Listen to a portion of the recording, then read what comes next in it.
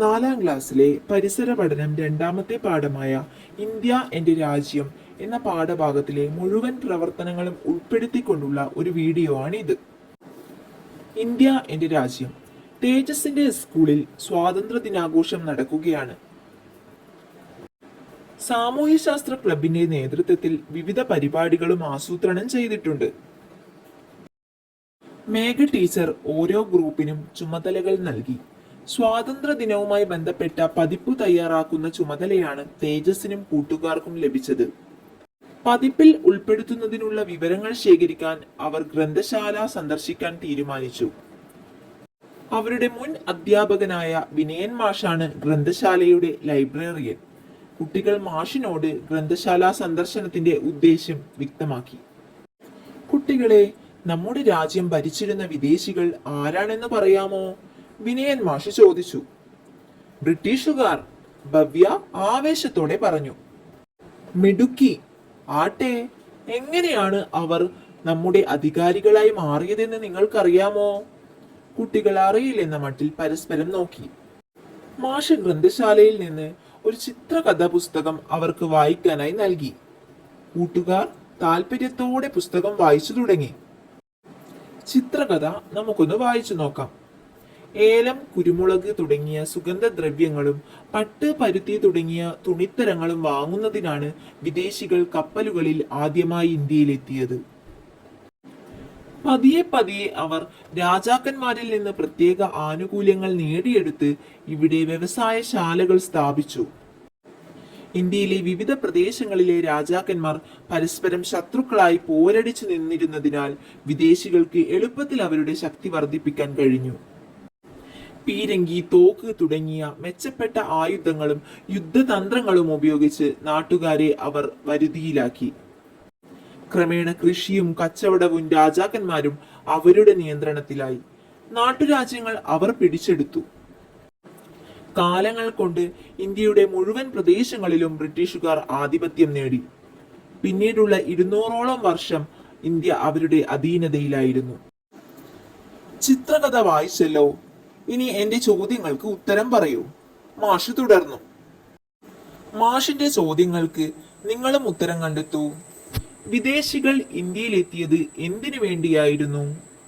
വിദേശികൾക്ക് ഇന്ത്യയിൽ അധികാരം സ്ഥാപിക്കാൻ എളുപ്പത്തിൽ കഴിഞ്ഞതെങ്ങനെയാണ്? ബ്രിട്ടീഷുകാരുമായുള്ള പോരാട്ടങ്ങളിൽ ഇന്ത്യക്കാർക്ക് പിടിച്ചു നിൽക്കാൻ കഴിയാതെ വന്നത് എന്തുകൊണ്ടായിരുന്നു? വിദേശികൾ ഇന്ത്യയിലെത്തിയത് എന്തിനു വേണ്ടിയായിരുന്നു? ഏലം, കുരുമുളക് തുടങ്ങിയ സുഗന്ധദ്രവ്യങ്ങളും പട്ട്, പരുത്തി തുടങ്ങിയ തുണിത്തരങ്ങളും വാങ്ങുന്നതിനായാണ് വിദേശികൾ കപ്പലുകളിൽ ആദ്യമായി ഇന്ത്യയിലെത്തിയത്. വിദേശികൾക്ക് ഇന്ത്യയിൽ അധികാരം സ്ഥാപിക്കാൻ എളുപ്പത്തിൽ കഴിഞ്ഞതെങ്ങനെയാണ്?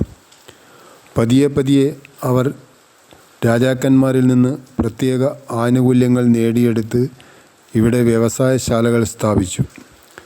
ഇന്ത്യയിലെ വിവിധ പ്രദേശങ്ങളിലെ രാജാക്കന്മാർ പരസ്പരം ശത്രുക്കളായി പോരടിച്ച് നിന്നിരുന്നതിനാൽ വിദേശികൾക്ക് എളുപ്പത്തിൽ അവരുടെ ശക്തി വർദ്ധിപ്പിക്കാൻ കഴിഞ്ഞു.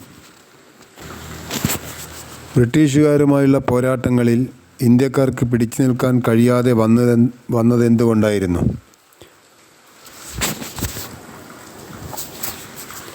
പീരങ്കി, തോക്ക് തുടങ്ങിയ മെച്ചപ്പെട്ട ആയുധങ്ങളും യുദ്ധതന്ത്രങ്ങളും ഉപയോഗിച്ച് നാട്ടുകാരെ അവർ വരുതിയിലാക്കി. ക്രമേണ കൃഷിയും കച്ചവടവും രാജാക്കന്മാരും അവരുടെ നിയന്ത്രണത്തിലായി. നാട്ടുരാജ്യങ്ങൾ അവർ പിടിച്ചെടുത്തു. ബ്രിട്ടീഷുകാർക്കെതിരായ പോരാട്ടങ്ങൾ. ബ്രിട്ടീഷുകാരുടെ ഭരണത്തിൽ നമ്മുടെ രാജ്യത്തെ ജനങ്ങൾ വളരെയധികം പ്രയാസം അനുഭവിച്ചു അല്ലേ മാഷേ? നീന ചോദിച്ചു. അതെ അതെ. പൊറുതിമുട്ടിയ ജനം വിവിധ സ്ഥലങ്ങളിൽ ബ്രിട്ടീഷുകാർക്കെതിരായി സമരങ്ങൾക്ക് തുടക്കമിട്ടു. നിയമങ്ങൾ ലംഘിച്ചും നിസ്സഹകരണം പ്രഖ്യാപിച്ചും ജാഥകൾ സംഘടിപ്പിച്ചും അവർ പ്രതിഷേധിച്ചു. ഇത്തരം പ്രതിഷേധങ്ങളല്ലേ മാഷേ സ്വാതന്ത്ര്യ സമരം എന്ന പേരിൽ അറിയപ്പെടുന്നത്? ഉടൻ വന്നു നവീനിന്റെ സംശയം. മിടുക്കൻ. മാഷ് നവീനെ തോളിൽ തട്ടി അഭിനന്ദിച്ചു. ഇനി നമുക്ക് സ്വാതന്ത്ര്യ സമരത്തിലെ ചില പ്രധാന സംഭവങ്ങൾ പരിചയപ്പെടാം. മാഷ് അലമാരയിൽ നിന്ന് ഒരു പുസ്തകമെടുത്ത് കുട്ടികൾക്ക് നൽകി. പുസ്തകത്തിൽ നിന്ന് കുട്ടികൾ ശേഖരിച്ച വിവരങ്ങൾ വായിക്കൂ. ഉപ്പ് സത്യാഗ്രഹം 1930. അക്കാലത്ത് കടൽ വെള്ളം വറ്റിച്ച് ഉപ്പുണ്ടാക്കുന്ന ജോലിയിൽ ധാരാളം ഇന്ത്യക്കാർ ഏർപ്പെട്ടിരുന്നു. ക്രൂരരായ ബ്രിട്ടീഷ് ഭരണാധികാരികൾ ഇന്ത്യക്കാർ ഉപ്പെടുക്കുന്നതിന് നികുതി പ്രത്യേക തുക അടക്കണമെന്ന് പ്രഖ്യാപിച്ചു. നികുതി കൊടുക്കാതെ ഉപ്പ് കുറുക്കുന്നവരെ തടങ്കിലാക്കി. ഇതിനെതിരെ ഗാന്ധിജി ജനങ്ങളെ സംഘടിപ്പിച്ചു. ഗാന്ധിജിയുടെ സബർമതി ആശ്രമത്തിൽ നിന്ന് വളരെ അകലെയുള്ള ദണ്ഡി കടപ്പുറത്തേക്ക് ജാഥയായി അവർ നീങ്ങി. കടലിൽ നിന്ന് ഒരു പിടി ഉപ്പ് വാരിയെടുത്ത് ഗാന്ധിജി പറഞ്ഞു, ഉപ്പ് പിടിച്ച ഈ കൈകൾ തകർക്കപ്പെട്ടാലും ഉപ്പ് വിട്ടുകൊടുക്കില്ല. ഉപ്പു സത്യാഗ്രഹത്തെ കുറിച്ച് കൂടുതൽ വിവരങ്ങൾ ടീച്ചറിന്റെ സഹായത്തോടെ കണ്ടെത്തൂ. ഉപ്പു സത്യാഗ്രഹം. ബ്രിട്ടീഷ് ഇന്ത്യയിലെ കടലോര ഗ്രാമങ്ങളിലെ അനേകം സാധാരണക്കാർ കടൽ വെള്ളം വറ്റിച്ച് ഉപ്പുണ്ടാക്കുന്ന ജോലിയിൽ ഏർപ്പെട്ടിരുന്നു. ബ്രിട്ടീഷ് സാൾട്ട് ആക്ടിന്റെ പിൻബലത്തിൽ ഉപ്പ് വ്യവസായത്തിന്റെ കുത്തക ബ്രിട്ടൻ കൈയടക്കി. കടൽ തീരത്ത് നിന്ന് ഇന്ത്യക്കാർ ഉപ്പെടുക്കുന്നതിന് ബ്രിട്ടീഷ് ഭരണാധികാരികൾ നികുതി ഏർപ്പെടുത്തി. നിയമം ലംഘിച്ച് ഉപ്പെടുക്കുന്നത് 6 മാസം വരെ തടവ് ശിക്ഷ ലഭിക്കാവുന്ന കുറ്റമായി പരിഗണിക്കപ്പെട്ടു. ഇതിനെതിരെ വ്യാപകമായ പ്രതിഷേധമുണ്ടായി. ബ്രിട്ടീഷുകാർക്കെതിരെ സാധാരണക്കാരെ അണിനിരത്താൻ ഉപ്പിനെ സമരായുധമാക്കാൻ ഗാന്ധിജി തീരുമാനിച്ചു. ഗാന്ധിജിയുടെ ആഹ്വാനമനുസരിച്ച് ആയിരങ്ങൾ പ്രതിഷേധത്തിനായി ഒരുമിച്ചു. 1930 മാർച്ച് 12 ഗാന്ധിജിയുടെ സബർമതി ആശ്രമത്തിൽ നിന്ന് 390 കിലോമീറ്റർ അകലെയുള്ള ദണ്ഡി കടപ്പുറത്തേക്ക് ഗാന്ധിജിയും 78 അനുയായികളും ജാഥയായി നീങ്ങി. കടന്നു പോകുന്ന ഇടങ്ങളിൽ നിന്നെല്ലാം ധാരാളം പേർ യാത്രയിൽ പങ്കുചേർന്നു. ചിലയിടങ്ങളിൽ ജാഥ കിലോമീറ്ററുകളോളം നീണ്ടു. സരോജിനി നായിഡുവിനെ പോലെയുള്ള നേതാക്കൾ ഗാന്ധിജിയെ അനുഗമിച്ചു. ഏപ്രിൽ 5 യാത്ര ദണ്ഡി കടപ്പുറത്തെത്തിയത്. പിറ്റേന്ന് രാവിലെ ഗാന്ധിജി ഉപ്പു നിയമം ലംഘിച്ചുകൊണ്ട് കടലിൽ നിന്ന് ഉപ്പ് വാരിയെടുത്തു. കടപ്പുറത്തെ ചെളി നിറഞ്ഞ മണ്ണ് കയ്യിലെടുത്ത് ഇതുകൊണ്ട് ബ്രിട്ടീഷ് സാമ്രാജ്യത്വത്തിന്റെ അടിത്തറ ഞാൻ കുലുക്കും എന്ന് ഗാന്ധിജി പ്രഖ്യാപിച്ചു. ഉപ്പു സത്യാഗ്രഹം ക്രമേണ ഇന്ത്യ മുഴുവൻ വ്യാപിച്ചു. അധികം വൈകാതെ ഗാന്ധിജി അറസ്റ്റിലായെങ്കിലും സമരം 1 വർഷത്തോളം നീണ്ടു. ഇന്ത്യൻ സ്വാതന്ത്ര്യ സമരത്തിലേക്ക് സാധാരണക്കാരെ അടുപ്പിക്കാനും സമരത്തിന് വീര്യം പകരാനും ഉപ്പു സത്യാഗ്രഹത്തിന് കഴിഞ്ഞു. ഇന്ത്യൻ സ്വാതന്ത്ര്യ സമരം ലോക ശ്രദ്ധയെ ആകർഷിക്കാനും ഈ സമരം വഴി തെളിയിച്ചു. ഉപ്പു സത്യാഗ്രഹത്തെ കുറിച്ച് 4ാം ക്ലാസ്സിലെ ആരോമൽ തയ്യാറാക്കിയ ഒരു കുറിപ്പ് നമുക്ക് വായിച്ചു നോക്കാം. ഉപ്പു സത്യാഗ്രഹം ഒരു വിശദമായ കുറിപ്പ്. ഇന്ത്യൻ സ്വാതന്ത്ര്യ സമര ചരിത്രത്തിലെ ഒരു സുപ്രധാന ഏടാണ് ഉപ്പു സത്യാഗ്രഹം. മഹാത്മാഗാന്ധിയുടെ നേതൃത്വത്തിൽ നടന്ന ഈ സമരം ബ്രിട്ടീഷ് ഭരണത്തിനെതിരായ ജനങ്ങളുടെ പ്രതിഷേധത്തിന്റെ പ്രതീകമായി മാറി. എന്തുകൊണ്ട് ഉപ്പു സത്യാഗ്രഹം? അക്കാലത്ത് കടൽ വെള്ളം വറ്റിച്ച് ഉപ്പുണ്ടാക്കുന്ന ജോലിയിൽ ധാരാളം ഇന്ത്യക്കാർ ഏർപ്പെട്ടിരുന്നു. എന്നാൽ ക്രൂരരായ ബ്രിട്ടീഷ് ഭരണാധികാരികൾ ഇന്ത്യക്കാർ ഉപ്പെടുക്കുന്നതിന് നികുതി പ്രത്യേക തുക അടക്കണമെന്ന് പ്രഖ്യാപിച്ചു. നികുതി കൊടുക്കാതെ ഉപ്പ് കുറക്കുന്നവരെ തടങ്കിലാക്കി. ഈ അനീതിക്കെതിരെയാണ് ഗാന്ധിജി ജനങ്ങളെ സംഘടിപ്പിച്ചത്. ഉപ്പു സത്യാഗ്രഹം സംഘടിപ്പിച്ച തീയതിയും സ്ഥലവും ഗാന്ധിജിയുടെ സബർമതി ആശ്രമത്തിൽ നിന്ന് വളരെ അകലെയുള്ള ദണ്ഡി കടപ്പുറത്തേക്കാണ് ജാഥയായി അവർ നീങ്ങിയത്. 1930 മാർച്ച് 12 ദണ്ഡി യാത്ര ആരംഭിച്ചത്. 24 ദിവസത്തോളം കാൽനടയായി സഞ്ചരിച്ച് ഏപ്രിൽ 5 ദണ്ഡിയിലെത്തി. ഏപ്രിൽ 6 രാവിലെ ഗാന്ധിജി ഉപ്പു നിയമം ലംഘിച്ചു. ഗാന്ധിജിയുടെ നേതൃത്വം. ഗാന്ധിജി ഈ സമരത്തിന് നേതൃത്വം നൽകിയത് തികച്ചും അഹിംസാ മാർഗത്തിലൂടെയായിരുന്നു. ഉപ്പ് പിടിച്ച ഈ കൈകൾ തകർക്കപ്പെട്ടാലും ഉപ്പ് വിട്ടുകൊടുക്കില്ല എന്ന് കടലിൽ നിന്ന് ഒരു പിടി ഉപ്പ് വാരിയെടുത്ത് അദ്ദേഹം പ്രഖ്യാപിച്ചു. അദ്ദേഹത്തിന്റെ ലളിതമായ ജീവിത രീതിയും ഉയർന്ന ചിന്തയും ഹൃദ്യമായ ഇടപെടലുകളും ജനങ്ങളെ വളരെയധികം ആകർഷിച്ചു. സത്യവും അഹിംസയും അദ്ദേഹത്തിന്റെ വാക്കിലും പ്രവൃത്തിയിലും തെളിഞ്ഞു നിന്നു. കുട്ടികൾ അദ്ദേഹത്തെ സ്നേഹത്തോടെ ബാപ്പുജി എന്ന് വിളിച്ചു. ദണ്ഡി യാത്ര. അഹമ്മദാബാദിലെ സബർമതി ആശ്രമത്തിൽ നിന്ന് ഗുജറാത്തിലെ ദണ്ഡി കടപ്പുറത്തേക്കുള്ള ഗാന്ധിജിയുടെ കാൽനട യാത്രയാണ് ദണ്ഡി യാത്ര എന്നറിയപ്പെടുന്നത്. 78 അനുയായികളോടൊപ്പം ആരംഭിച്ച ഈ യാത്രയിൽ വഴിനീളെ ആയിരക്കണക്കിന് ആളുകൾ അണിചേർന്നു. ഈ യാത്ര ഇന്ത്യയിലാകമാനം ഉപ്പു സത്യാഗ്രഹത്തിന് പ്രചോദനമായി. ഉപ്പു സത്യാഗ്രഹം ഇന്ത്യയുടെ സ്വാതന്ത്ര്യ സമര ചരിത്രത്തിൽ വലിയൊരു വഴിത്തിരിവായിരുന്നു. ഇത് ജനങ്ങളിൽ ബ്രിട്ടീഷ് ഭരണത്തിനെതിരായ അവബോധം വർദ്ധിപ്പിക്കുകയും ഭാവി സമരങ്ങൾക്ക് ഊർജം പകരുകയും ചെയ്തു. ക്വിറ്റ് ഇന്ത്യ സമരം 1942.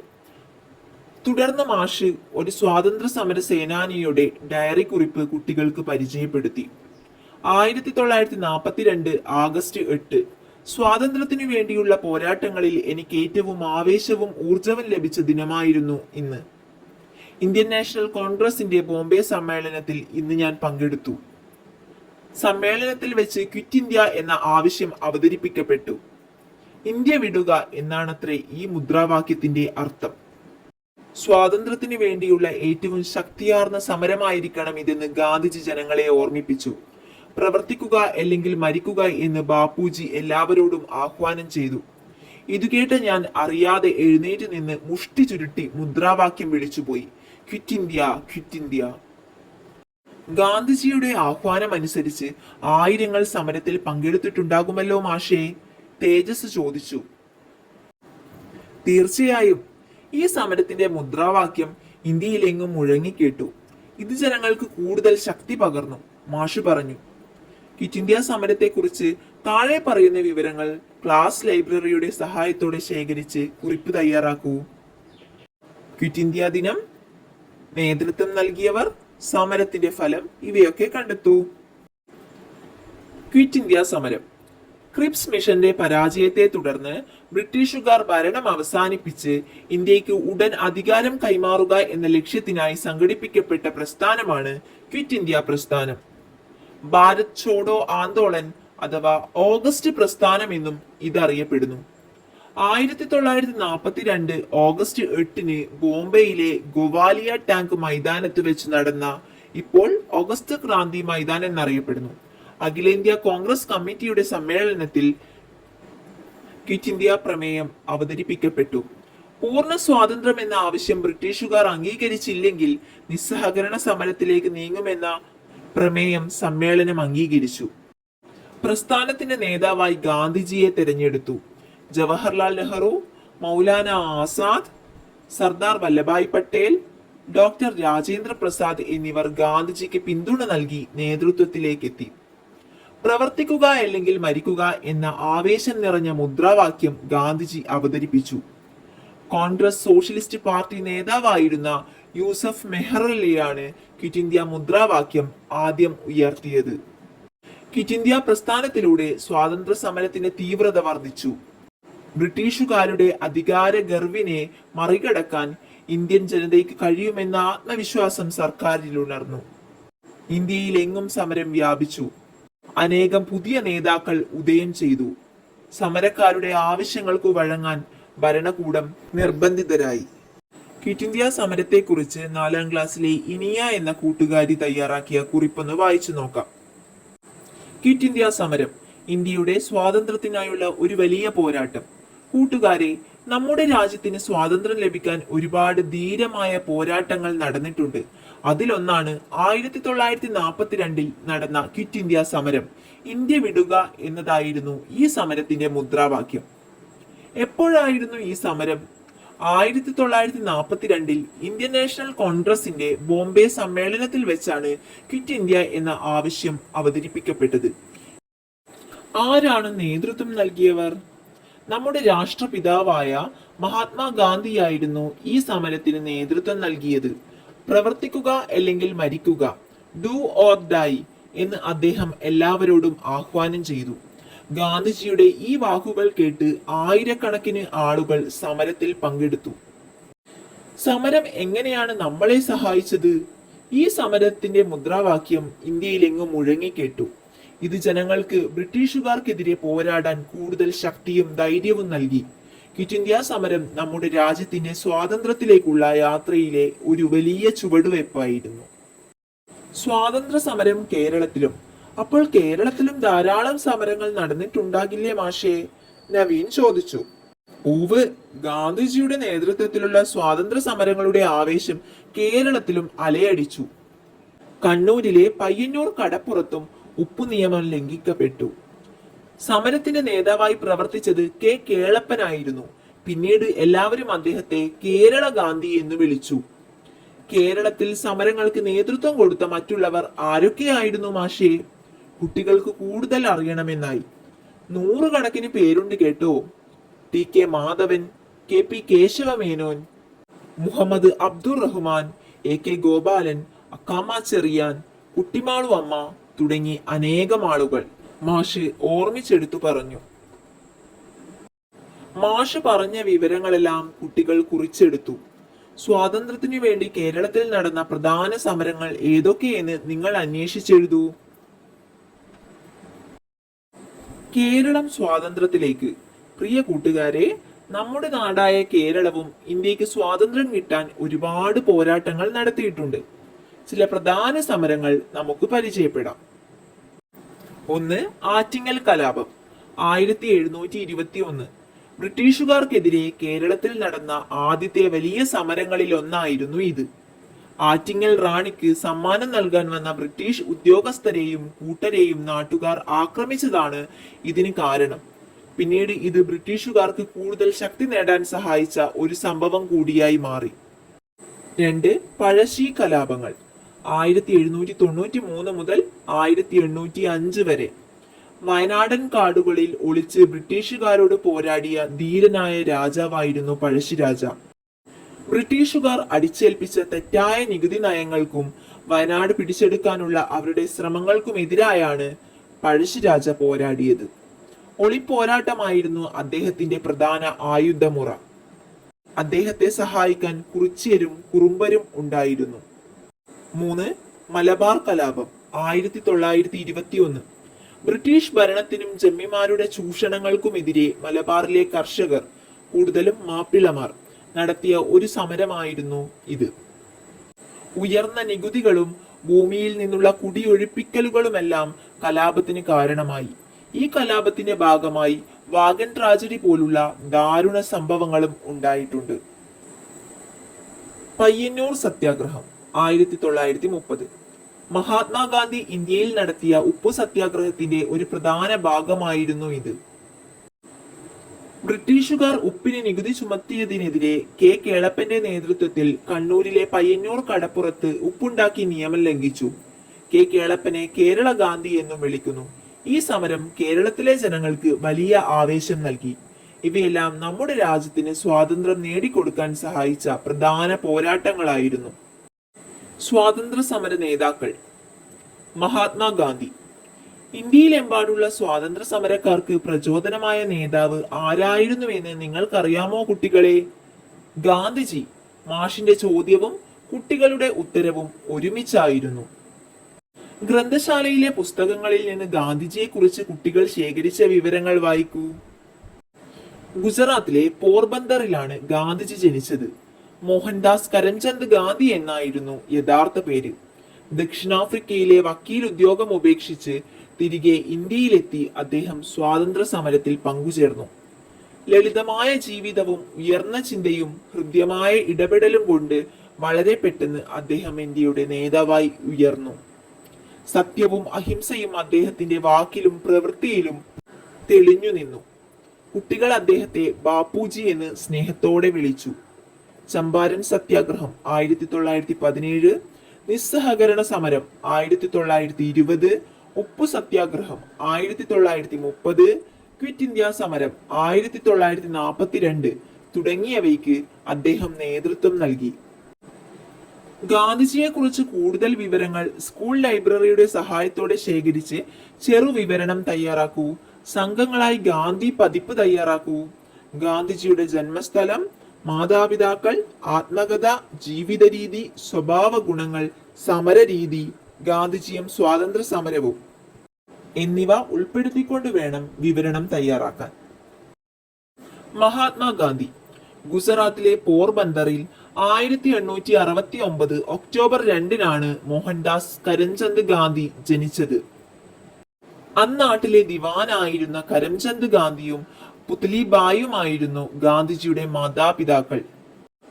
ബാല്യത്തിൽ കേട്ടു പരിചയിച്ച ശ്രാവണകുമാരന്റെയും രാജാ ഹരിശ്ചന്ദ്രന്റെയും കഥകൾ അദ്ദേഹത്തിന്റെ ധാർമ്മിക ബോധത്തെ രൂപപ്പെടുത്തി.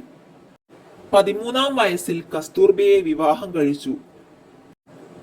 പഠനത്തിൽ സമർത്ഥനല്ലായിരുന്നെങ്കിലും ജ്യേഷ്ഠന്റെ നിർബന്ധത്തിനു വഴങ്ങി നിയമ പഠനത്തിനായി ഇംഗ്ലണ്ടിലെത്തി. 1891 നിയമ പഠനം പൂർത്തിയാക്കി ഇന്ത്യയിൽ തിരിച്ചെത്തി. അഭിഭാഷക ജോലിക്കായി ശ്രമങ്ങൾ നടത്തിയെങ്കിലും പരാജയപ്പെട്ടു. 1893 ജോലി തേടി ദക്ഷിണാഫ്രിക്കയിലെത്തി. അവിടെ കറുത്തവരോടുള്ള വിവേചനത്തിനെതിരെ അദ്ദേഹം പോരാടി. ഒരിക്കൽ വെള്ളക്കാർക്ക് മാത്രം സഞ്ചരിക്കാവുന്ന കൂപ്പയിൽ കയറിയെന്ന കാരണത്താൽ അദ്ദേഹത്തെ വെള്ളക്കാർ മർദ്ദിക്കുകയും പീറ്റർ മാരിസ്ബർഗിൽ വെച്ച് ട്രെയിനിൽ നിന്ന് ഇറക്കി വിടുകയും ചെയ്തു. അന്നാട്ടിലെ ഇത്തരം സാമൂഹ്യ പ്രശ്നങ്ങൾക്കെതിരെ തൊഴിലാളികളെയും ഇന്ത്യക്കാരെയും അദ്ദേഹം സംഘടിപ്പിച്ചു. ക്രമേണ ഇന്ത്യക്കാർക്കിടയിൽ ഗാന്ധിജി എന്ന പേരിൽ അദ്ദേഹം അറിയപ്പെടാൻ തുടങ്ങി. സത്യാഗ്രഹം എന്ന സമരമാർഗം അദ്ദേഹം ഇവിടെ പലവട്ടം പ്രയോഗിച്ചു. ദക്ഷിണാഫ്രിക്കയിലെ നീണ്ട കാലത്തെ പൊതുജീവിതത്തിന് ശേഷം 1915 ജനുവരി 9 അദ്ദേഹം തിരികെ ഇന്ത്യയിലെത്തി. ബീഹാറിലെ ചമ്പാരൻ സത്യാഗ്രഹം, അഹമ്മദാബാദ് തുണിമിൽ സമരം, കേഡാ സമരം തുടങ്ങിയവയിൽ നേതൃപരമായ പങ്കുവഹിച്ചു. അങ്ങനെ ഇന്ത്യ മുഴുവൻ അറിയപ്പെടുന്ന നേതാവായി അദ്ദേഹം ഉയർന്നു. മഹാത്മാ എന്ന വിശേഷണത്തോടെ ആളുകൾ അദ്ദേഹത്തെ സംബോധന ചെയ്തു. കുട്ടികൾ അദ്ദേഹത്തെ ബാപ്പുജി എന്ന് സ്നേഹത്തോടെ വിളിച്ചു. ഇന്ത്യൻ നാഷണൽ കോൺഗ്രസിന്റെ നേതൃനിരയിലേക്ക് എത്തിയ അദ്ദേഹം നിസ്സഹകരണ സമരം, ഉപ്പു സത്യാഗ്രഹം, ക്വിറ്റ് ഇന്ത്യ സമരം എന്നിവയുടെ അമരക്കാരനായി. ഗാന്ധിജിയുടെ അഹിംസാ സത്യാഗ്രഹങ്ങളും നിരാഹാര സമരങ്ങളും ബ്രിട്ടീഷുകാരെ വിറപ്പിച്ചു. സമാധാനപരമായ മാർഗങ്ങളിലൂടെ ഗാന്ധിജിയും കൂട്ടരും ചെലുത്തിയ സമ്മർദ്ദങ്ങളെ തുടർന്ന് ഇന്ത്യക്ക് സ്വാതന്ത്ര്യം ലഭിച്ചു. 1948 ജനുവരി 30 ഡൽഹിയിലെ ബിർള മന്ദിരത്തിൽ ഒരു പ്രാർത്ഥനാ യോഗത്തിൽ പങ്കെടുക്കവേ നാഥുറാം വിനായക് ഗോഡ്സെ എന്ന മതഭ്രാന്തന്റെ വെടിയേറ്റ് ഗാന്ധിജി മരണമടഞ്ഞു.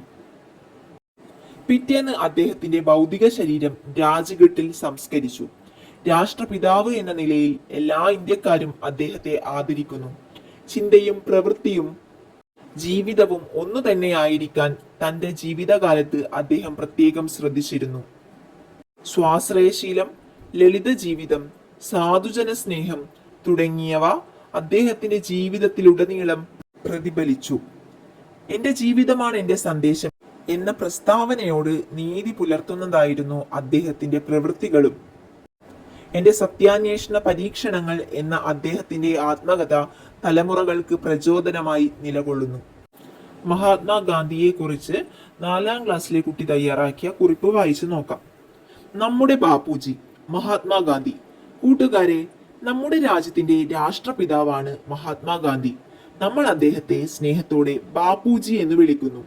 ഗാന്ധിജിയുടെ ഏറ്റവും വലിയ പ്രത്യേകതകൾ എന്തെന്നാൽ അദ്ദേഹം സത്യം മാത്രം പറയുകയും ആരെയും ഉപദ്രവിക്കാതെ അഹിംസയുടെ വഴിയിലൂടെ എല്ലാ കാര്യങ്ങളും ചെയ്യുകയും ചെയ്തു എന്നതാണ്.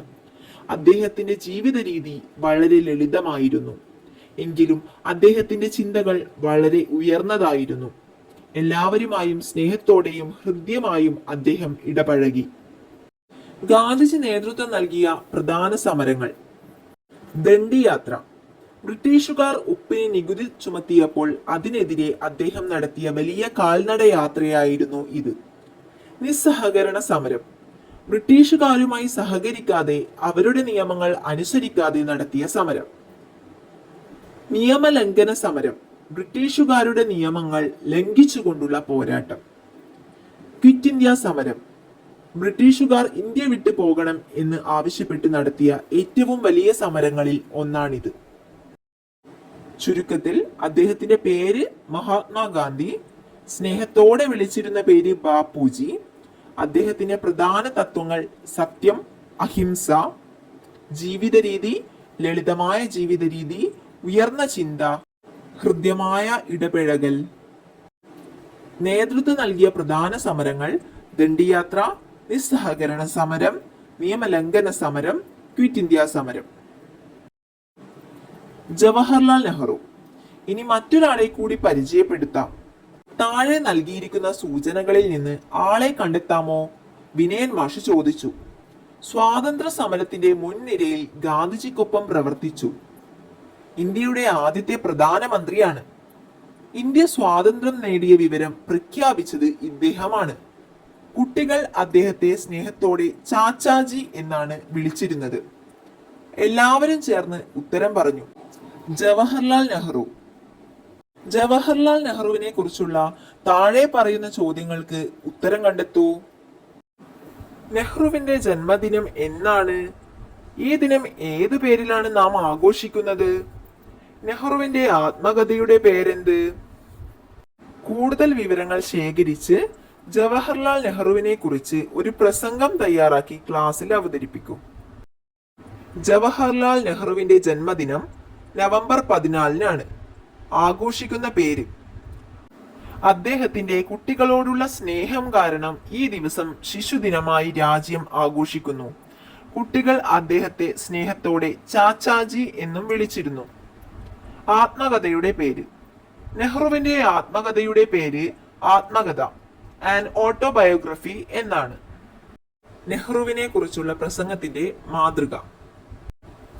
പ്രിയ കൂട്ടുകാരെ, അധ്യാപകരെ, എല്ലാവർക്കും എൻ്റെ വിനീതമായ നമസ്കാരം. ഇന്ന് ഞാൻ നിങ്ങളോട് നമ്മുടെ പ്രിയങ്കരനായ ഒരു നേതാവിനെ കുറിച്ചാണ് സംസാരിക്കുന്നത്. അദ്ദേഹമാണ് ഇന്ത്യയുടെ ആദ്യ പ്രധാനമന്ത്രി, പണ്ഡിറ്റ് ജവഹർലാൽ നെഹ്റു. നവംബർ 14-നാണ് നെഹ്റുവിന്റെ ജന്മദിനം. ഈ ദിനം നമ്മൾ ശിശുദിനമായി ആഘോഷിക്കുന്നു. കാരണം നെഹ്റുവിന് കുട്ടികളെ ഒരുപാട് ഇഷ്ടമായിരുന്നു. അതുകൊണ്ട് നമ്മൾ അദ്ദേഹത്തെ സ്നേഹത്തോടെ ചാച്ചാജി എന്നും വിളിക്കുന്നു. നമ്മുടെ രാജ്യത്തിന് സ്വാതന്ത്ര്യം നേടുന്നതിലും അതിനുശേഷം ഇന്ത്യയെ കെട്ടിപ്പടുക്കുന്നതിലും അദ്ദേഹം വലിയ പങ്കുവഹിച്ചു. ആത്മകഥ എന്ന പേരിൽ അദ്ദേഹം ഒരു പുസ്തകം എഴുതിയിട്ടുണ്ട്. നമ്മുടെ രാജ്യത്തിന് വേണ്ടി ഒരുപാട് നല്ല കാര്യങ്ങൾ ചെയ്ത ഒരു മഹാനായ നേതാവായിരുന്നു ചാച്ചാജി. അദ്ദേഹത്തിന്റെ ഓർമ്മകൾക്ക് മുന്നിൽ പ്രണാമം അർപ്പിച്ചുകൊണ്ട് ഞാൻ എൻ്റെ വാക്കുകൾ നിർത്തുന്നു. നന്ദി. പ്രസംഗത്തിന്റെ മറ്റൊരു മാതൃക. പ്രിയ അധ്യാപകരെ, എൻ്റെ കൂട്ടുകാരെ, എല്ലാവർക്കും എൻ്റെ വിനീതമായ നമസ്കാരം.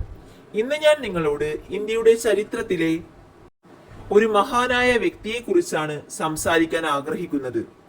അദ്ദേഹം നമ്മുടെ രാഷ്ട്രത്തിന്റെ ശില്പികളിൽ ഒരാളും സ്വതന്ത്ര ഇന്ത്യയുടെ ആദ്യ പ്രധാനമന്ത്രിയുമായ പണ്ഡിറ്റ് ജവഹർലാൽ നെഹ്റു. നവംബർ 14-നാണ് അദ്ദേഹത്തിന്റെ ജന്മദിനം. കുട്ടികളെ ഏറെ സ്നേഹിച്ച വ്യക്തിയായിരുന്നതുകൊണ്ട് ഈ ദിവസം നമ്മൾ ശിശുദിനമായി ആഘോഷിക്കുന്നു. നമ്മളെല്ലാം അദ്ദേഹത്തെ സ്നേഹത്തോടെ ചാച്ചാജി എന്ന് വിളിച്ചു.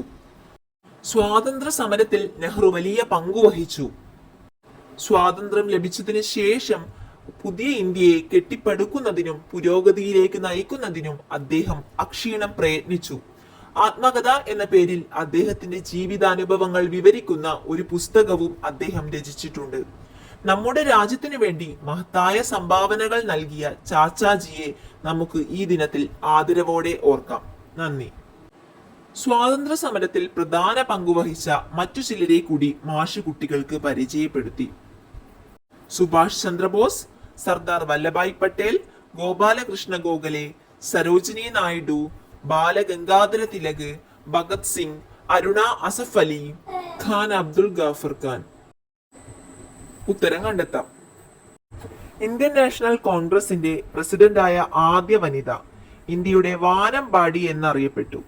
ആൻസർ സരോജിനി നായിഡു. ബ്രിട്ടീഷുകാർക്കെതിരെ ധീരതയോടെ ആയുധമെടുത്തു പോരാടി. 23-ാം വയസ്സിൽ തൂക്കിലേറ്റപ്പെട്ടു. ആൻസർ ഭഗത് സിംഗ്.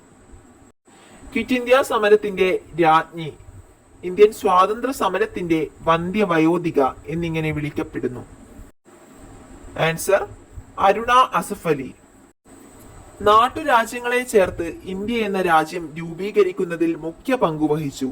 ഇന്ത്യയുടെ ഉരുക്കു മനുഷ്യൻ എന്നറിയപ്പെട്ടു. ആൻസർ സർദാർ വല്ലഭായ് പട്ടേൽ.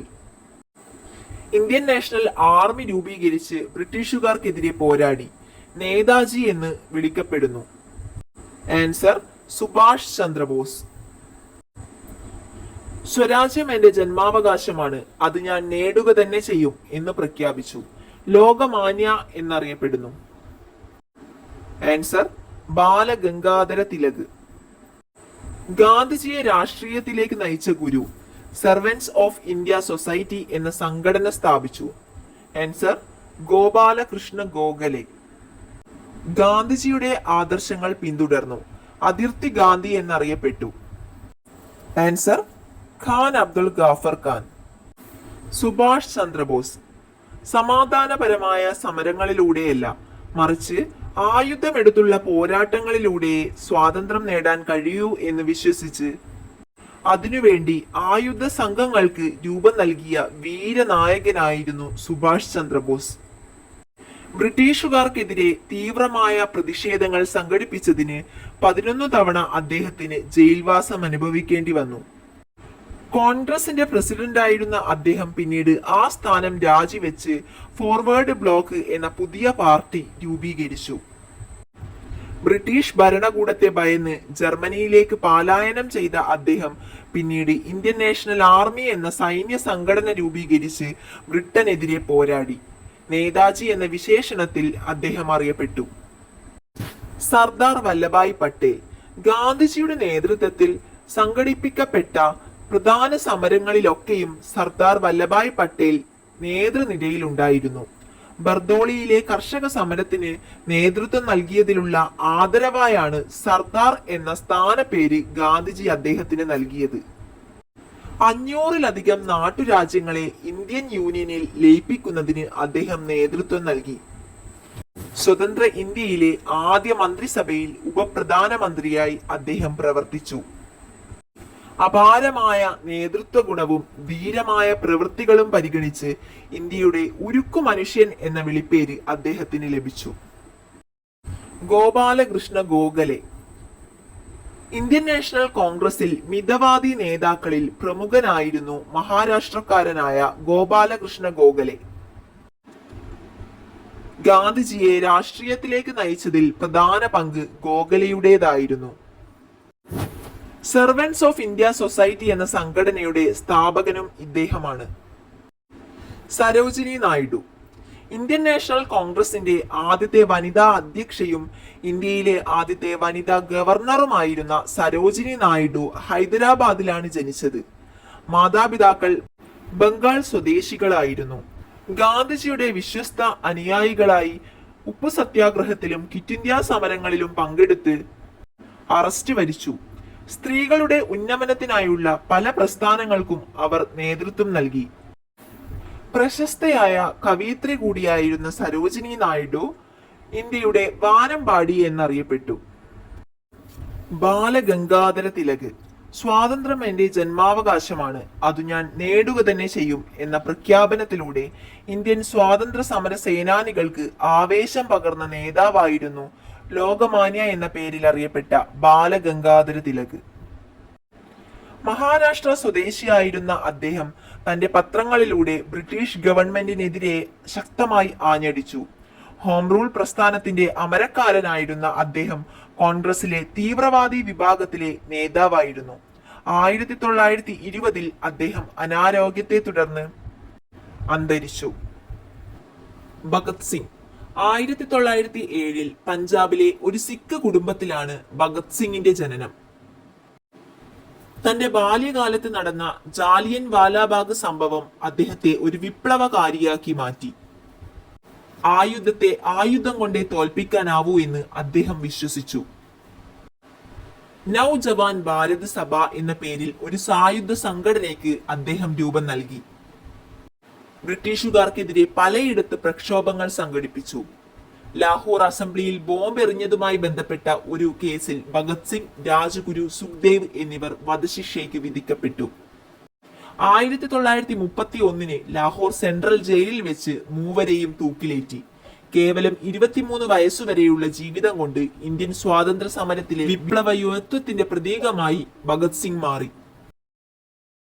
അരുണ അസഫ് അലി ഹരിയാനയിലെ ഒരു ബംഗാളി ഗ്രാമീണ കുടുംബത്തിലാണ് അരുണ ഗാംഗുലി ജനിച്ചത്. അസഫ് അലിയുമായുള്ള വിവാഹത്തിന് ശേഷം സ്വാതന്ത്ര്യ സമരത്തിൽ സജീവമായി. ഉപ്പു സത്യാഗ്രഹത്തിൽ ആവേശത്തോടെ പങ്കെടുത്തു. 1942 ആഗസ്റ്റ് 8-ന് ക്വിറ്റ് ഇന്ത്യ പ്രമേയം പാസാക്കിയതിനെ തുടർന്ന് മുൻനിര നേതാക്കൾ അറസ്റ്റ് ചെയ്യപ്പെട്ടപ്പോൾ അഖിലേന്ത്യാ കോൺഗ്രസ് കമ്മിറ്റിയുടെ ശേഷിക്കുന്ന സെഷൻ നിയന്ത്രിച്ചത് ചെറുപ്പക്കാരിയായ അരുണ അസഫ് അലിയായിരുന്നു. ഇതോടെ അവർ ദേശീയ നേതാവായി ഉയർന്നു. ക്വിറ്റ് ഇന്ത്യ സമരത്തിന്റെ രാജ്ഞി എന്ന് അവർ അറിയപ്പെട്ടു. അവസാന കാലത്ത് ഇന്ത്യൻ സ്വാതന്ത്ര്യ സമരത്തിന്റെ വന്ധ്യവയോധിക എന്നും വിളിക്കപ്പെട്ടു. 1996-ലാണ് അരുണ ആസഫ് അലി അന്തരിച്ചത്. പിറ്റേ വർഷം ഭാരത് രത്ന പുരസ്കാരം നൽകി രാജ്യം അവരെ ആദരിച്ചു. ഖാൻ അബ്ദുൽ ഗാഫർ ഖാൻ. അതിർത്തി ഗാന്ധി എന്നറിയപ്പെട്ട ഖാൻ അബ്ദുൽ ഗാഫർ ഖാൻ ഖിലാഫത്ത് പ്രസ്ഥാനത്തിലൂടെയാണ് സ്വാതന്ത്ര്യ സമരത്തിൽ പങ്കാളിയായത്. ഗാന്ധിജിയോട് അടുത്ത് പ്രവർത്തിച്ച അദ്ദേഹം ഗാന്ധിജിയുടെ ആദർശങ്ങളും പിന്തുടർന്നു. ഖുദായ് ഖിദ്മത്ഗാർ എന്ന സംഘടനയ്ക്ക് അദ്ദേഹം രൂപം നൽകി. പലവട്ടം അറസ്റ്റ് ചെയ്യപ്പെട്ടു. ഇന്ത്യ വിഭജനത്തിന് അദ്ദേഹം എതിരായിരുന്നെങ്കിൽ വിഭജനത്തിന് ശേഷം പാക് പൗരനായി ജീവിച്ചു. 1987-ൽ അദ്ദേഹത്തിന് ഭാരത് രത്ന പുരസ്കാരം നൽകി രാജ്യം ആദരിച്ചു. ഭാരത് രത്ന നൽകുന്ന ആദ്യത്തെ വിദേശി കൂടിയാണ് അദ്ദേഹം. നിങ്ങളുടെ നാട്ടിൽ സ്വാതന്ത്ര്യ സമരവുമായി ബന്ധപ്പെട്ട വിവരങ്ങൾ പങ്കുവയ്ക്കാൻ കഴിയുന്നവരുണ്ടെങ്കിൽ അവരുമായി അഭിമുഖം നടത്തി വിവരങ്ങൾ ശേഖരിക്കൂ. സ്വാതന്ത്ര്യ സമരവുമായി ബന്ധപ്പെട്ട അഭിമുഖം നടത്താൻ ആവശ്യമായ ചോദ്യാവലി തയ്യാറാക്കാം. സ്വാതന്ത്ര്യ സമരം നടന്ന കാലത്തെക്കുറിച്ച് എന്തൊക്കെ ഓർമ്മകളാണുള്ളത്? അന്ന് നിങ്ങൾ ചെറിയ കുട്ടിയായിരുന്നോ? അക്കാലത്ത് നമ്മുടെ നാട്ടിൽ എന്തൊക്കെ മാറ്റങ്ങളാണ് ഉണ്ടായിരുന്നത്? സ്വാതന്ത്ര്യ സമരവുമായി ബന്ധപ്പെട്ട് നമ്മുടെ നാട്ടിൽ എന്തെങ്കിലും സംഭവങ്ങൾ നടന്നിട്ടുണ്ടോ? ഉണ്ടെങ്കിൽ അത് എന്തായിരുന്നു? നമ്മുടെ നാട്ടിൽ നിന്ന് ആരെങ്കിലും സ്വാതന്ത്ര്യ സമരത്തിൽ നേരിട്ട് പങ്കെടുത്തിരുന്നോ? അവരെ കുറിച്ച് ഓർമ്മയുണ്ടോ? സ്വാതന്ത്ര്യം കിട്ടുന്നതിനു മുമ്പ് ബ്രിട്ടീഷുകാരുടെ ഭരണം എങ്ങനെയായിരുന്നു? എന്തെങ്കിലും ബുദ്ധിമുട്ടുകൾ ഉണ്ടായിരുന്നോ? സ്വാതന്ത്ര്യം കിട്ടിയ ദിവസം എന്തായിരുന്നു നിങ്ങളുടെ അനുഭവം? ആ ദിവസം ആഘോഷിച്ചിരുന്നോ? സ്വാതന്ത്ര്യം കിട്ടിയപ്പോൾ നമ്മുടെ നാട്ടിൽ എന്തൊക്കെ മാറ്റങ്ങൾ ഉണ്ടായി? സ്വാതന്ത്ര്യ സമരത്തിൽ പങ്കെടുത്ത ആരെയെങ്കിലും നിങ്ങൾക്ക് നേരിട്ട് അറിയാമായിരുന്നോ? സ്വാതന്ത്ര്യ സമരത്തെക്കുറിച്ച് പുതിയ തലമുറയോട് പറയാനുള്ള ഒരു പ്രധാന കാര്യം എന്താണ്? സ്വാതന്ത്ര്യ സമരവുമായി ബന്ധമുള്ള സ്ഥലങ്ങൾ നിങ്ങളുടെ പ്രദേശത്തുണ്ടോ എന്നുകൂടി അന്വേഷിച്ചറിയൂ. ഓരോ ജില്ലയിലെയും പ്രധാന സ്ഥലങ്ങൾ മാത്രം ഉൾപ്പെടുത്തിക്കൊണ്ട് തയ്യാറാക്കിയ ഉത്തരങ്ങളാണിവ. നിങ്ങളുടെ ജില്ല ഏതാണെന്നനുസരിച്ച് മാറ്റങ്ങൾ വരുത്തണം. തിരുവനന്തപുരം. ആറ്റിങ്ങൽ. ബ്രിട്ടീഷുകാർക്കെതിരെ നടന്ന ആദ്യകാല കലാപങ്ങളിൽ ഒന്നായ ആറ്റിങ്ങൽ കലാപം നടന്ന സ്ഥലം. കഴക്കൂട്ടം. സ്വാതന്ത്ര്യ സമരവുമായി ബന്ധപ്പെട്ട് ചെറിയ പോരാട്ടങ്ങൾ നടന്ന പ്രദേശമാണിത്. കൊല്ലം. കടയ്ക്കൽ.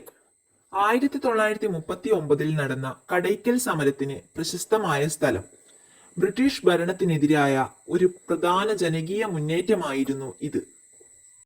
പത്തനംതിട്ട, കോഴഞ്ചേരി, ആറന്മുള ഈ പ്രദേശങ്ങളിൽ സ്വാതന്ത്ര്യ സമര പോരാട്ടങ്ങളിൽ സജീവമായി പങ്കെടുത്ത ഒട്ടേറെ ആളുകൾ ഉണ്ടായിരുന്നു.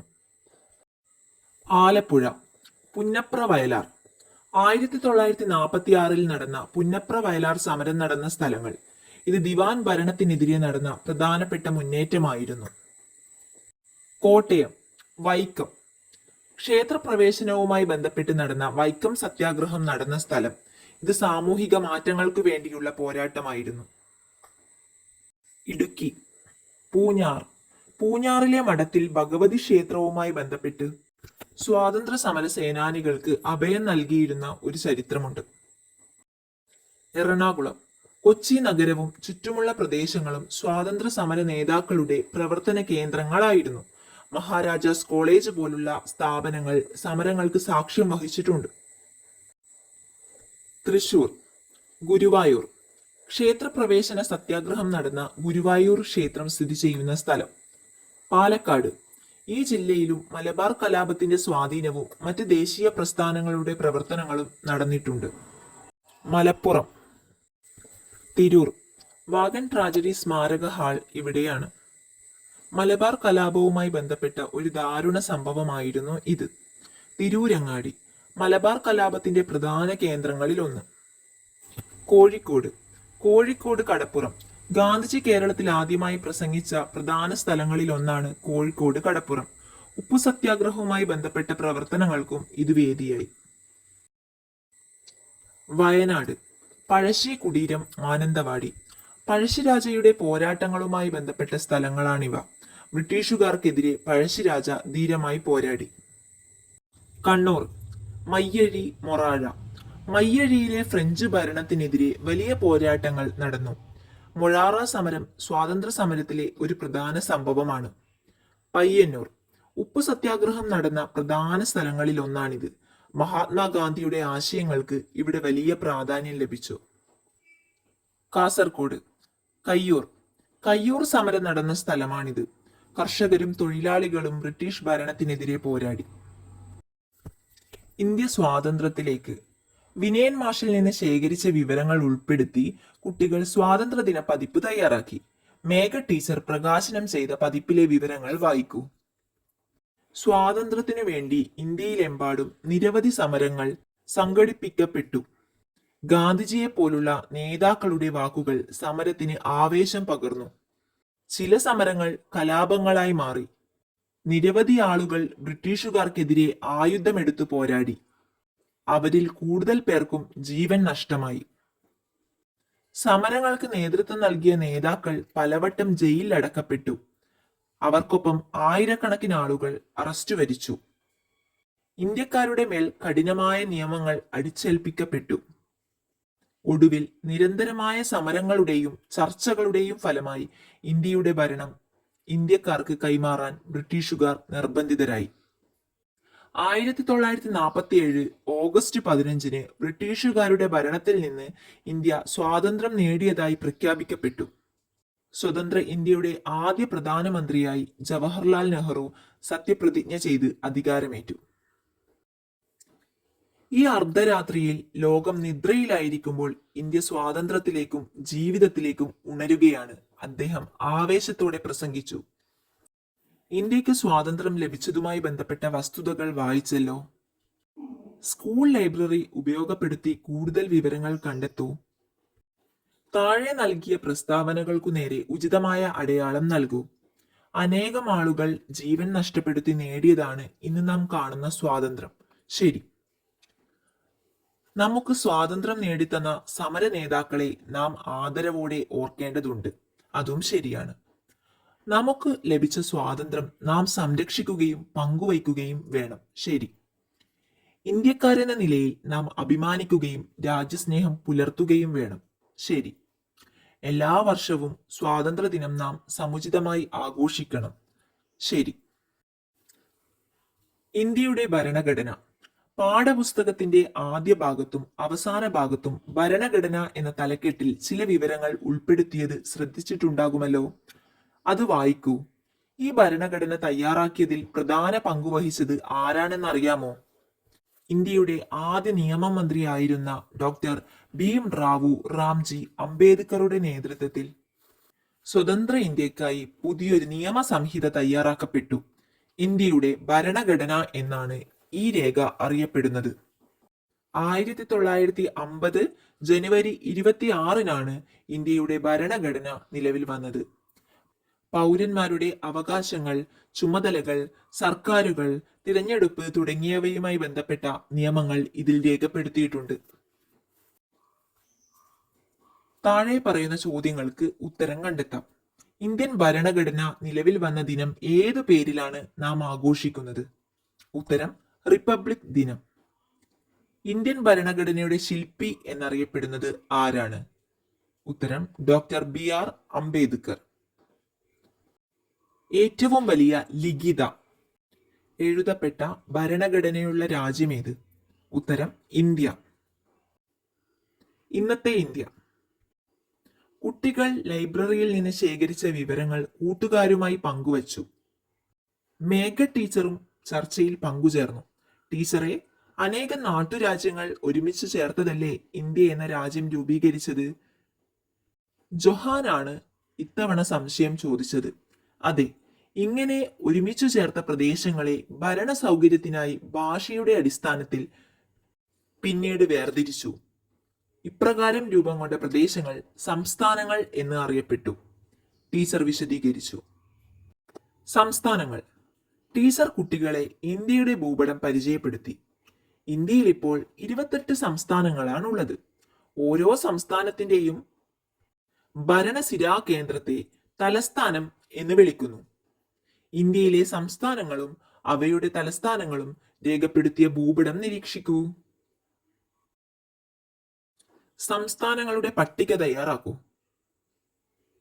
സംസ്ഥാനങ്ങളുടെ പട്ടിക: കേരളം, തമിഴ്നാട്, കർണാടക, ആന്ധ്രാപ്രദേശ്, ഗോവ, തെലങ്കാന, മഹാരാഷ്ട്ര, ഒഡീഷ, ഛത്തീസ്ഗഡ്, മധ്യപ്രദേശ്, ഗുജറാത്ത്, രാജസ്ഥാൻ, ഉത്തർപ്രദേശ്, ബീഹാർ, പശ്ചിമ ബംഗാൾ, ജാർഖണ്ഡ്, സിക്കിം, അരുണാചൽ പ്രദേശ്, നാഗാലാൻഡ്, മണിപ്പൂർ, മിസോറാം, ത്രിപുര, മേഘാലയ, അസം, ഹിമാചൽ പ്രദേശ്, ഉത്തരാഖണ്ഡ്, ഹരിയാന, പഞ്ചാബ്.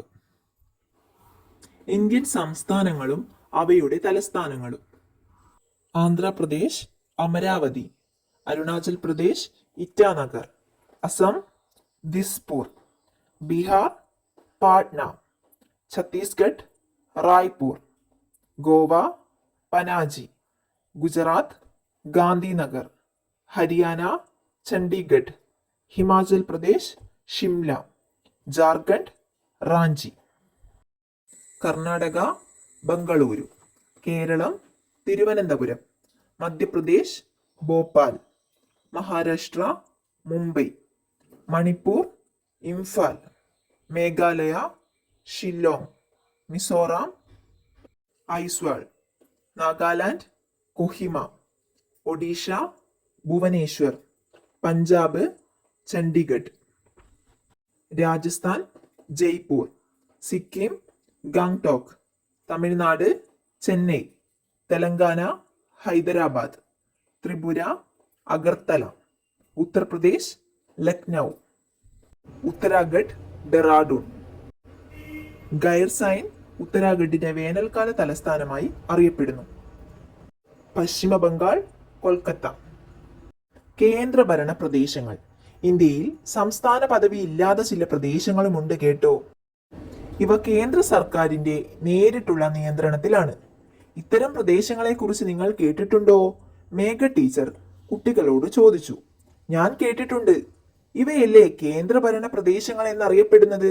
മിക ചാടി എഴുന്നേറ്റു പറഞ്ഞു. അതെ, ഇപ്പോൾ 8 കേന്ദ്രഭരണ പ്രദേശങ്ങളാണ് ഇന്ത്യയിലുള്ളത്. ടീച്ചർ കൂട്ടിച്ചേർത്തു. ഇന്ത്യയിലെ കേന്ദ്രഭരണ പ്രദേശങ്ങൾ ഏതൊക്കെയെന്ന് നിങ്ങൾ ഭൂപടത്തിൽ നിന്ന് കണ്ടെത്തി എഴുതൂ. ഉത്തരം: അൻഡമാൻ നിക്കോബാർ ദ്വീപുകൾ, ചണ്ഡീഗഡ്, ദാദ്ര നഗർ ഹവേലി ആൻഡ് ദാമൻ ദിയു, ഡൽഹി, ജമ്മു ആൻഡ് കാശ്മീർ, ലക്ഷദ്വീപ്, പുതുച്ചേരി, ലഡാക്ക്. ഇന്ത്യയുടെ ഭൂപടം നിരീക്ഷിച്ച് താഴെ നൽകിയിരിക്കുന്നവയ്ക്ക് ഉത്തരം കണ്ടെത്തൂ. ഇന്ത്യയുടെ അയൽരാജ്യങ്ങൾ: അറബിക്കടലിന്റെ തീരത്തുള്ള സംസ്ഥാനങ്ങൾ, ബംഗാൾ ഉൾക്കടലിന്റെ തീരത്തുള്ള സംസ്ഥാനങ്ങൾ, ഇന്ത്യയിലെ ഏറ്റവും ചെറിയ സംസ്ഥാനം, ഏറ്റവും കൂടുതൽ സംസ്ഥാനങ്ങളുമായി അതിർത്തി പങ്കിടുന്ന സംസ്ഥാനം. ഇന്ത്യയുടെ അയൽരാജ്യങ്ങൾ: പാകിസ്ഥാൻ, അഫ്ഗാനിസ്ഥാൻ, ചൈന, നേപ്പാൾ, ഭൂട്ടാൻ, ബംഗ്ലാദേശ്, മ്യാൻമർ, ശ്രീലങ്ക, മാലിദ്വീപ്.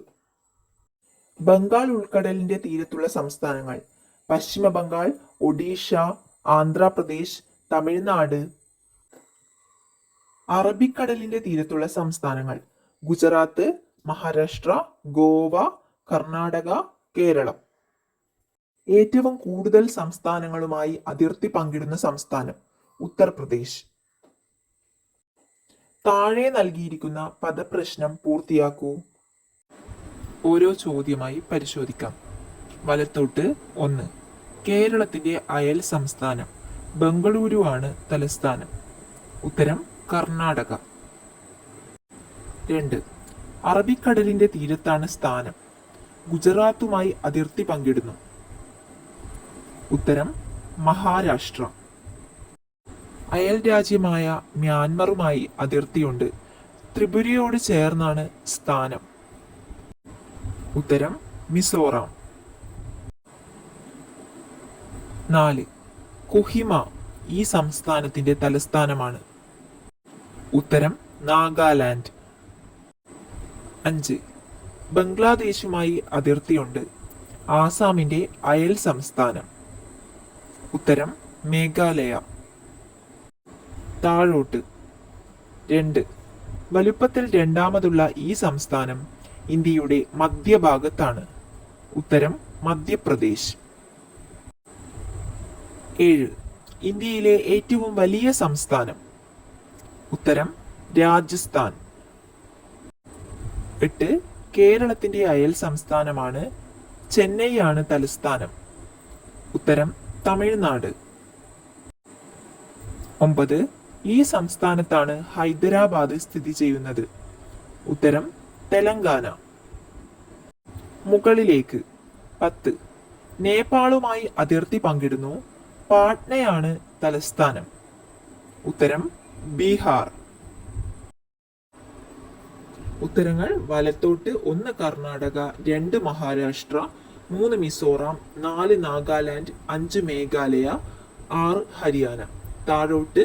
2 മധ്യപ്രദേശ്, 7 രാജസ്ഥാൻ, 8 തമിഴ്നാട്, 9 തെലങ്കാന. മുകളിലേക്ക്. 10 ബീഹാർ. വൈവിധ്യങ്ങളുടെ ഇന്ത്യ. ഇന്ത്യയിലെ വിവിധ പ്രദേശത്തുള്ളവർ ഒരേ ഭാഷയാണോ സംസാരിക്കുന്നത്? എല്ലാ ഇന്ത്യക്കാരും ഒരേ വിധത്തിലുള്ള വസ്ത്രമാണോ ധരിക്കുന്നത്? ഉത്സവങ്ങളും ആഘോഷങ്ങളും ഇന്ത്യയിൽ എല്ലായിടത്തും ഒരുപോലെയാണോ? നിങ്ങളുടെ അഭിപ്രായം പങ്കുവയ്ക്കൂ. മാതൃക. ഇന്ത്യ ഒരു വലിയ രാജ്യമാണ്. ഇവിടെ പല സ്ഥലങ്ങളിലും പല ഭാഷകളാണ് സംസാരിക്കുന്നത്. ചില സ്ഥലങ്ങളിൽ ഹിന്ദി സംസാരിക്കുമ്പോൾ മറ്റു ചില സ്ഥലങ്ങളിൽ മലയാളം, തമിഴ്, തെലുങ്ക് അങ്ങനെ പല ഭാഷകൾ സംസാരിക്കുന്നു. എല്ലാ ഇന്ത്യക്കാരും ഒരേ വേഷമല്ല ധരിക്കുന്നത്. ഉദാഹരണത്തിന് കേരളത്തിലെ ആളുകൾ സാരിയും മുണ്ടും ഒക്കെ ധരിക്കുമ്പോൾ പഞ്ചാബിൽ സൽവാർ കമ്മീസും ധോത്തിയും ഒക്കെയാണ് ഇടുന്നത്. ഓരോ സ്ഥലത്തും അവരുടേതായ പ്രത്യേക വേഷങ്ങളുണ്ട്. ഉത്സവങ്ങളും ആഘോഷങ്ങളും ഇന്ത്യയിൽ എല്ലായിടത്തും ഒരുപോലെയല്ല. ഓണം കേരളത്തിൽ പ്രധാനമാണ്. എന്നാൽ ഉത്തരേന്ത്യയിൽ ദീപാവലിയാണ് വലിയ ആഘോഷം. ക്രിസ്തുമസും ഈദുമെല്ലാം എല്ലാവരും ആഘോഷിക്കാറുണ്ട്. പക്ഷേ ഓരോ സ്ഥലത്തും അതിന് അതിൻ്റെതായ പ്രത്യേകതകൾ ഉണ്ടാകും. ഇങ്ങനെയെല്ലാം വ്യത്യാസങ്ങൾ ഉണ്ടെങ്കിലും നമ്മളെല്ലാം ഇന്ത്യക്കാരാണ്. ഈ വൈവിധ്യമാണ് നമ്മുടെ രാജ്യത്തെ കൂടുതൽ മനോഹരമാക്കുന്നത്. ഒരു രാജ്യം, പല ഭാഷ. കേരളീയരുടെ മാതൃഭാഷ മലയാളമാണല്ലോ. നമ്മുടെ അയൽ സംസ്ഥാനമായ തമിഴ്നാട്ടിലെ ഭാഷ ഏതാണ്? കർണാടകയിലേതോ? മറ്റേതെല്ലാം ഭാഷകളാണ് ഇന്ത്യയിലുള്ളത്? കണ്ടെത്തി പട്ടിക പൂർത്തിയാക്കൂ. ആന്ധ്രാപ്രദേശ് തെലുങ്ക്, അരുണാചൽ പ്രദേശ് ഇംഗ്ലീഷ്, അസം അസാമീസ്, ബീഹാർ ഹിന്ദി ഉറുദു, ഛത്തീസ്ഗഡ് ഹിന്ദി, ഗോവ കൊങ്കണി, ഗുജറാത്ത് ഗുജറാത്തി, ഹരിയാന ഹിന്ദി, ഹിമാചൽ പ്രദേശ് ഹിന്ദി സംസ്കൃതം, Jharkhand Hindi, Karnataka Kannada, Keralam Malayalam, Madhya Pradesh Hindi, Maharashtra Marathi, Manipur Manipuri, Meghalaya English Khasi Garo, Mizoram Mizo English Hindi, Nagaland English, Odisha Odia, Punjab Punjabi, Rajasthan Hindi, Sikkim Nepali, Bhutia Lepcha, Tamil Nadu Tamil, Telangana Telugu Urdu, Tripura Bengali, Kokborok English, Uttar Pradesh Hindi Urdu, Uttarakhand Hindi സംസ്കൃതം, പശ്ചിമ ബംഗാൾ ബംഗാളി നേപ്പാളി. ഇന്ത്യൻ കറൻസിയിൽ എത്ര ഭാഷകളിലാണ് മൂല്യം രേഖപ്പെടുത്തിയിരിക്കുന്നതെന്ന് ശ്രദ്ധിച്ചിട്ടുണ്ടോ? ഏതൊക്കെയാണവ? അന്വേഷിച്ചു കണ്ടെത്തി എൻ്റെ പരിസര പഠന പുസ്തകത്തിൽ എഴുതൂ. ഇന്ത്യൻ കറൻസി നോട്ടുകളിൽ ആകെ 17 ഭാഷകളാണ് രേഖപ്പെടുത്തിയിരിക്കുന്നത്. നോട്ടിന്റെ മുൻവശത്ത് ഹിന്ദിയും ഇംഗ്ലീഷും ഉണ്ടാകും. നോട്ടിന്റെ പിൻവശത്തുള്ള ഭാഷാ പാനലിൽ താഴെ പറയുന്ന 15 ഭാഷകളാണ് രേഖപ്പെടുത്തിയിരിക്കുന്നത്: ആസാമീസ്, ബംഗാളി, ഗുജറാത്തി, കന്നഡ, കശ്മീരി, കൊങ്കണി, മലയാളം, മറാത്തി, നേപ്പാളി, ഒഡിയ, പഞ്ചാബി, സംസ്കൃതം, തമിഴ്, തെലുങ്ക്, ഉറുദു. ഈ ഭാഷകളിലെല്ലാം നോട്ടിന്റെ മൂല്യം അച്ചടിച്ചിട്ടുണ്ടാകും. ഇത് ഇന്ത്യയുടെ ഭാഷാ വൈവിധ്യം കാണിക്കുന്ന ഒരു പ്രധാന സവിശേഷതയാണ്. പല ദേശം പല വേഷം. കൂട്ടുകാരെ, നമ്മൾ ഇപ്പോൾ കണ്ട ചിത്രത്തിൽ ഒരുപാട് പേരെ കാണുന്നുണ്ടല്ലോ അല്ലേ? എല്ലാവരും പലതരം വസ്ത്രങ്ങളാണല്ലോ ധരിച്ചിരിക്കുന്നത്. ഇത് നമ്മുടെ ഇന്ത്യയുടെ ഒരു പ്രത്യേകതയാണ്. നമ്മുടെ രാജ്യത്ത് പല സ്ഥലങ്ങളിലും പലതരം വസ്ത്രങ്ങളാണ് ആളുകൾ ധരിക്കുന്നത്. ഒന്ന് നോക്കിയേ, ചിലർ സാരിയും ബ്ലൗസും ധരിച്ചിട്ടുണ്ട്. ഇത് കൂടുതലും സ്ത്രീകൾ ധരിക്കുന്ന വേഷമാണ്, പ്രത്യേകിച്ച് കേരളം, തമിഴ്നാട് തുടങ്ങിയ ദക്ഷിണേന്ത്യൻ സംസ്ഥാനങ്ങളിൽ. മറ്റു ചിലർ മുണ്ടും ഷർട്ടും ധരിച്ചിരിക്കുന്നു. പുരുഷന്മാർ കേരളത്തിൽ സാധാരണയായി ധരിക്കുന്ന വേഷമാണിത്. ചിത്രത്തിൽ ചിലർ നീളൻ കുർത്തകളും പൈജാമയും ധരിച്ചിരിക്കുന്നു. ഇത് വടക്കേ ഇന്ത്യയിൽ സാധാരണ കാണുന്ന വേഷമാണ്. സൽവാർ കമീസ് എന്ന വേഷം ധരിച്ചവരെയും കാണാം. ഇത് പെൺകുട്ടികളും സ്ത്രീകളും ധരിക്കുന്ന ഒരുതരം പാന്റും കുർത്തയും ഷാളും അടങ്ങുന്ന വേഷമാണ്. പഞ്ചാബിലും മറ്റു വടക്കൻ സംസ്ഥാനങ്ങളിലും ഇത് വളരെ പ്രചാരത്തിലുണ്ട്. ചിലപ്പോൾ നമ്മൾ തലപ്പാവ് ധരിച്ചവരെയും കണ്ടിട്ടുണ്ടാകാം. രാജസ്ഥാൻ, പഞ്ചാബ് തുടങ്ങിയ സംസ്ഥാനങ്ങളിലെ പുരുഷന്മാർക്കിടയിൽ ഇത് സാധാരണമാണ്. ഓരോ സ്ഥലത്തും അവിടുത്തെ കാലാവസ്ഥയ്ക്കും സംസ്കാരത്തിനും അനുസരിച്ചാണ് ആളുകൾ വസ്ത്രം തിരഞ്ഞെടുക്കുന്നത്.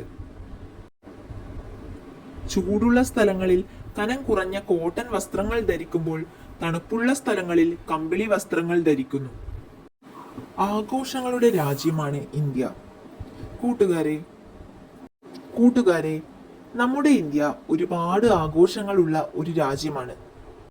ഇന്ത്യയിലെ ചില പ്രധാന ആഘോഷങ്ങളുടെ ചിത്രങ്ങൾ പാഠപുസ്തകത്തിൽ നൽകിയിട്ടുണ്ട്.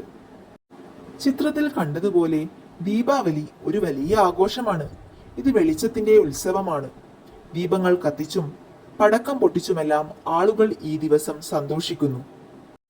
മധുര പലഹാരങ്ങൾ ഉണ്ടാക്കി പങ്കുവയ്ക്കുകയും പുതിയ വസ്ത്രങ്ങൾ ധരിക്കുകയും ചെയ്യും.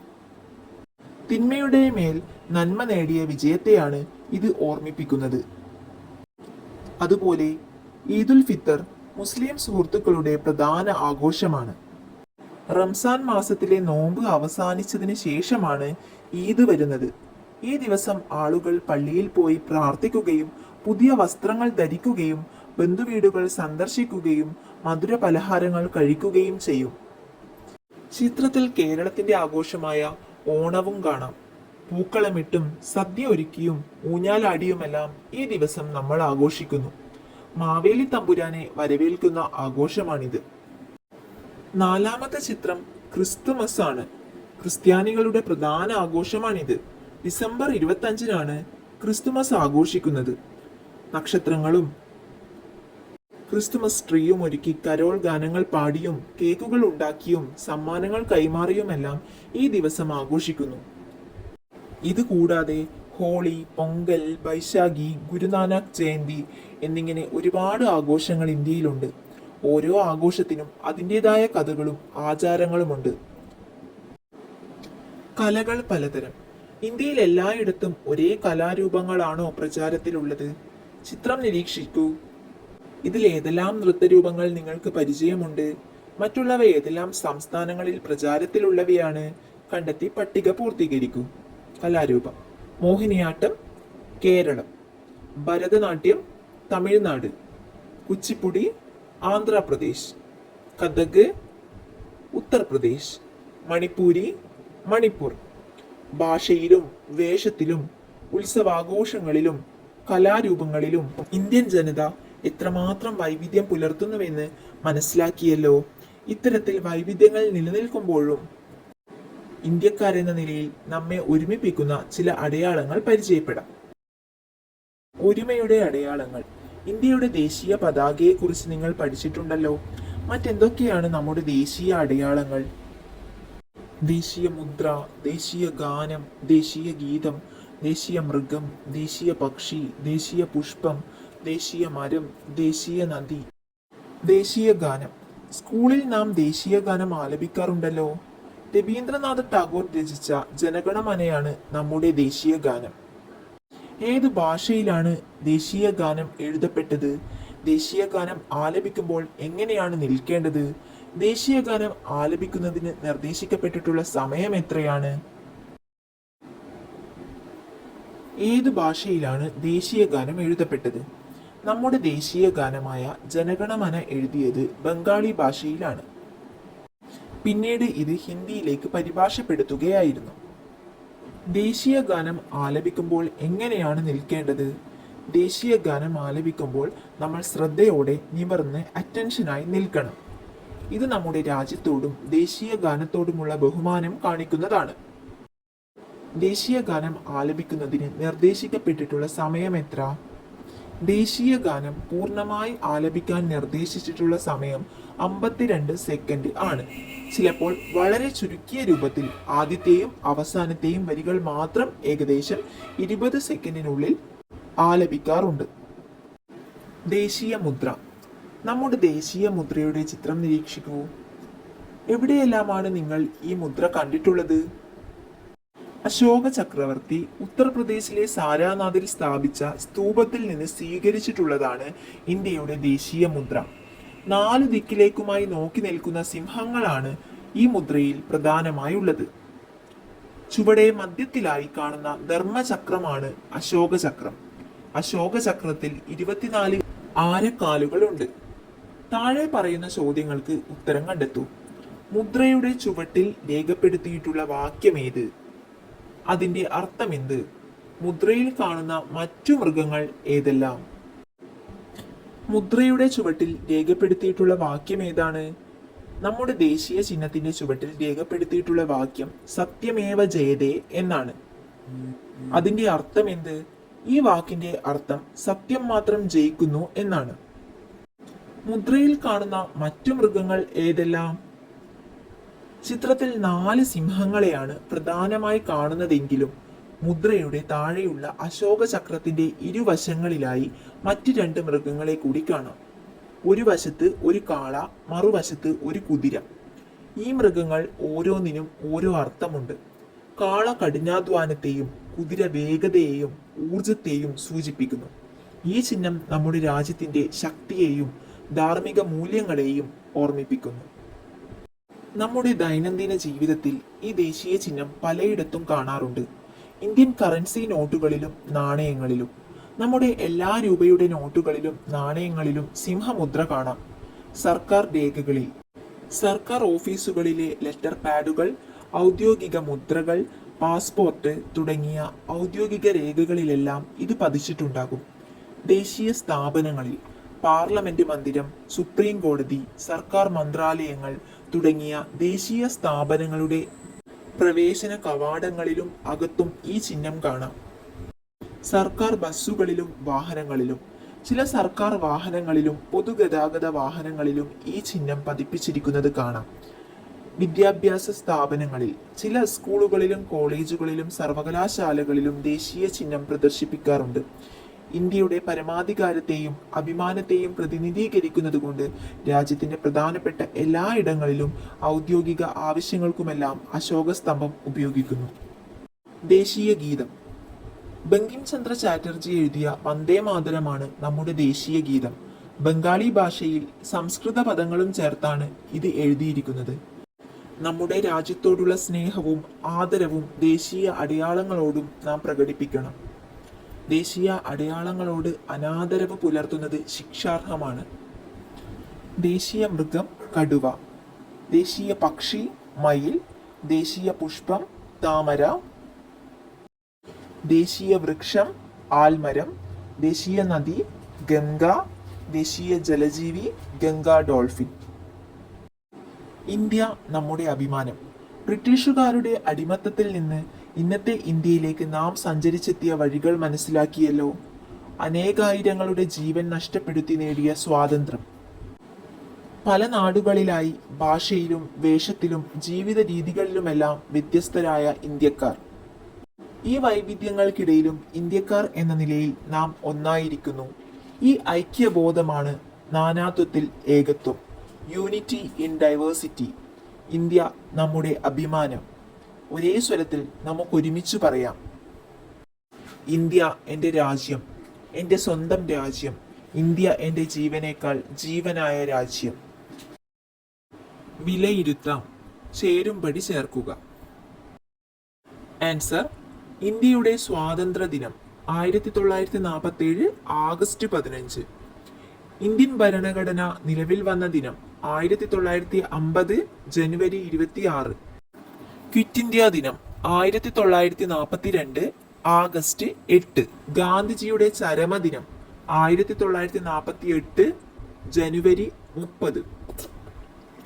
ഇന്ത്യയുടെ ഭരണഘടനാ ദിനം 1949 നവംബർ 26. ശരിയോ തെറ്റോ എന്ന് അടയാളപ്പെടുത്തുക. ഗോവ കേരളവുമായി അതിർത്തി പങ്കിടുന്നു. തെറ്റ്. അറബിക്കടലിനും ബംഗാൾ ഉൾക്കടലിനും ഇന്ത്യയിൽ തീരമുണ്ട്. ശരി. ഇന്ത്യയിൽ ഏറ്റവും കൂടുതൽ ആളുകൾ സംസാരിക്കുന്ന ഭാഷ ഹിന്ദിയാണ്. ശരി. ഇന്ത്യക്ക് 5 അയൽ രാജ്യങ്ങളാണ് ഉള്ളത്. തെറ്റ്.